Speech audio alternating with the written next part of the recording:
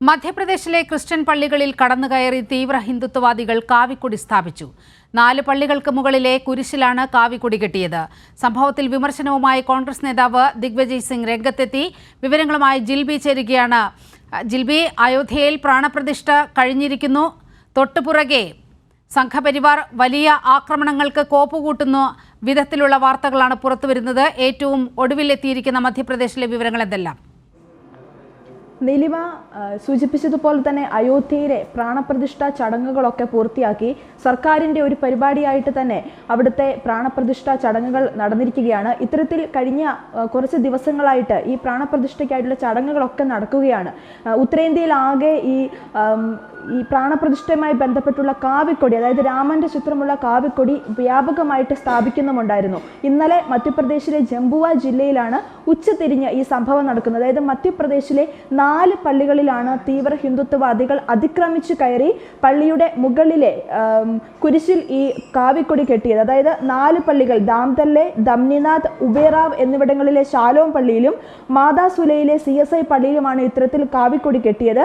സംഭവത്തിൽ പള്ളി കമ്മിറ്റി പരാതി നൽകിയിട്ടും ഇതുവരെയായിട്ടും ഒരു FIR രജിസ്റ്റർ ചെയ്യാൻ പോലും പോലീസ് തയ്യാറായിട്ടില്ല. കടുത്ത നടപടി വേണമെന്ന് തന്നെ ക്രൈസ്തവ സംഘടനകൾ ഇതിൽ ആവശ്യപ്പെട്ടിട്ടുണ്ട്. കാരണം ക്രൈസ്തവർക്കെതിരെയുള്ള അല്ലെങ്കിൽ വൈദികർക്കെതിരെയുള്ള അതിക്രമങ്ങളൊക്കെ തുടർക്കഥയായിട്ട് മാറിയിരിക്കുന്ന ഒരു കാര്യം തന്നെയാണ്. അതിനിടെയാണ് ഇപ്പോൾ വീണ്ടും മധ്യപ്രദേശിലെ പള്ളികളിൽ ഇത്തരത്തിൽ തീവ്ര ഹിന്ദുത്വവാദികൾ അതിക്രമിച്ചു കയറി ഇത്തരത്തിലൊരു സംഭവം നടത്തിയിരിക്കുന്നത്.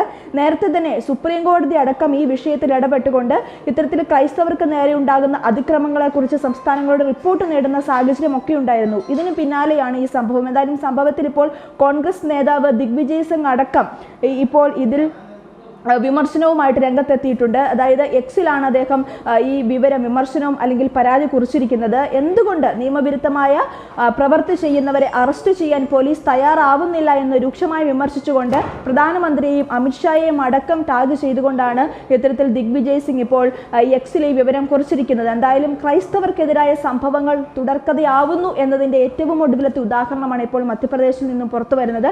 മണിപ്പൂരിലെ അടക്കം സംഭവം നമുക്കറിയാവുന്നതാണ്. മണിപ്പൂരിൽ ക്രിസ്ത്യൻ പള്ളികൾക്കും വൈദികർക്കും നേരെയുണ്ടായ വ്യാപകമായ ആക്രമണവും ഇവിടെ എടുത്തു പറയേണ്ടത് തന്നെയാണ്. എന്തായാലും മധ്യപ്രദേശിലെ ജംബുവ ജില്ലയിൽ ഇന്നലെയാണ് ഇത്തരത്തിൽ പള്ളികളിൽ അതിക്രമിച്ചു കയറി തീവ്ര ഹിന്ദുത്വവാദികൾ പള്ളിയുടെ കുരിശിന് മുകളിൽ കാവിക്കൊടി കെട്ടിയത്. നീലിമ, ജിൽബി, ഇതിലെ ഏറ്റവും രസാവഹമായ കാര്യം, ഒരു ഭാഗത്ത് ക്രൈസ്തവ സമൂഹത്തെ ഒപ്പം നിർത്താൻ വേണ്ടി ക്രിസ്തുമസിൻ്റെ അന്ന് വിരുന്നൊരുക്കി ഈ ബിഷപ്പുമാരെയെല്ലാം വിളിച്ച് വിരുന്ന് നൽകുന്ന പരിപാടികൾ നടക്കുന്നു. ഒപ്പം താഴെത്തട്ടിൽ ഈ സംഘപരിവാർ അനുകൂലികൾ ക്രൈസ്തവ ആരാധനാലയങ്ങളും പുരോഹിതരെയെല്ലാം ആക്രമിക്കുന്ന ആ ഒരു രീതി തുടരുകയാണ്. പക്ഷേ കൃത്യമായി ഒരു നടപടിയും ഇവർക്കെതിരെ ഉണ്ടാകുന്നില്ല.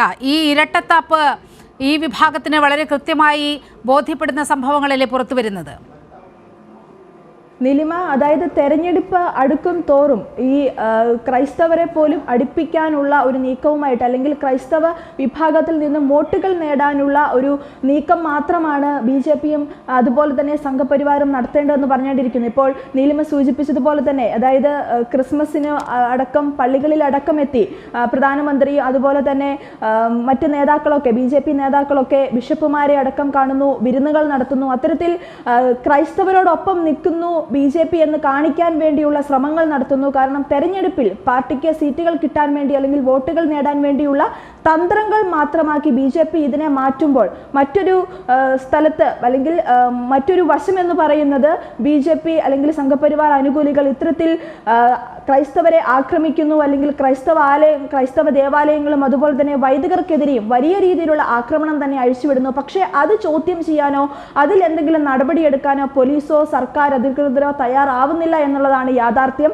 ഇപ്പോഴും മണിപ്പൂരിലെ സംഭവം നമുക്കറിയാവുന്നതാണ്. അവിടെ നിരവധി പള്ളികൾ ആക്രമിക്കപ്പെട്ടു. പക്ഷെ അതൊന്നും ചോദ്യം ചെയ്യാൻ പോലും ആരും തയ്യാറായില്ല. കാരണം ക്രൈസ്തവ സംഘടനകൾ പരാതികളുമായിട്ട് നേതൃത്വത്തിന്റെ അടുത്ത് എത്തുമ്പോൾ പോലും അതൊന്നും പരിഗണിക്കാൻ പോലും തയ്യാറാവുന്നില്ല എന്നുള്ളതും മറ്റൊരു യാഥാർത്ഥ്യമാണ്. അതുപോലെ തന്നെ ഇപ്പോൾ മധ്യപ്രദേശ്, ഛത്തീസ്ഗഡിൽ ഒരുപാട് ക്രൈസ്തവർക്ക് നേരെ ആക്രമണം ഉണ്ടാകുന്നത് നമ്മൾ കണ്ടതാണ്. അതിന്റെ റിപ്പോർട്ടുകൾ പുറത്തു വന്നതാണ്. പക്ഷേ ഇപ്പോഴും ഈ ക്രൈസ്തവർക്ക് നേരെ ഉണ്ടാകുന്ന ആക്രമണങ്ങളിൽ നടപടിയെടുക്കാൻ പോലീസോ അല്ലെങ്കിൽ ബന്ധപ്പെട്ട അധികൃതരോ തയ്യാറാവുന്നില്ല.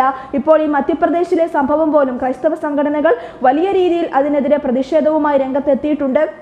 അതിൽ ശക്തമായ നടപടി വേണമെന്നും ആവശ്യപ്പെട്ടുണ്ട്. പോലീസിൽ പരാതി നൽകി. പക്ഷേ അപ്പോഴും ഒരു FIR രജിസ്റ്റർ ചെയ്യാൻ പോലും അവർ തയ്യാറാകുന്നില്ല എന്ന് ഈ പള്ളി കമ്മിറ്റി ഇപ്പോൾ വ്യക്തമായിട്ട് പറഞ്ഞിട്ടുണ്ട്. എന്തായാലും നിലവിലെ സാഹചര്യത്തിൽ ഇപ്പോൾ നമുക്ക് ലഭിക്കുന്ന വിവരമനുസരിച്ച് 4 പള്ളികളിലാണ് മധ്യപ്രദേശിൽ ഇപ്പോൾ ഇത്തരത്തിൽ തീവ്ര ഹിന്ദുത്വവാദികൾ അതിക്രമിച്ചു കയറി ഇത്തരത്തിൽ കാവിക്കൊടി കെട്ടിയിരിക്കുന്നത്. പക്ഷെ 3 പള്ളികളിൽ അത് അഴിച്ച് മാറ്റിയിട്ടുണ്ട് വലിയ പ്രതിഷേധത്തിന് പിന്നാലെ. പക്ഷെ ഒരു പള്ളിയിൽ അത് ഇപ്പോഴും അഴിച്ചു മാറ്റിയിട്ടില്ല എന്നുള്ള വിവരങ്ങളും പുറത്തു വരുന്നുണ്ട്.